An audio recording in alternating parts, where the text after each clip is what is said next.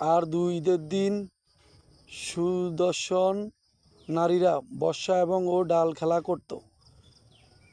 আমি নিজেই আল্লাহ রাসূল সাল্লাল্লাহু আলাইহি সাল্লামকে জিজ্ঞেস করেছিলাম, অথবা তিনি নিজেই বলেছিলেন, তুমি কি তাদের ও খেলতে দেখতে চাও? আমি বললাম হ্যাঁ।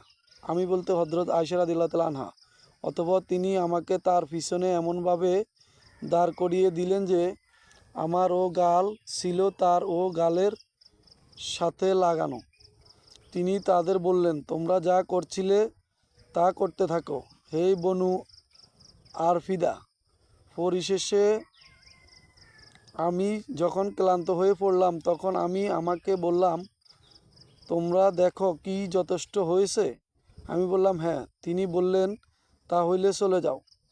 হাদিসটি সহিহ বুখারীতে 950, 454, মুসলিমে 8ম খণ্ডে 4 এবং আহমদে 26,348 নম্বর রয়েছে।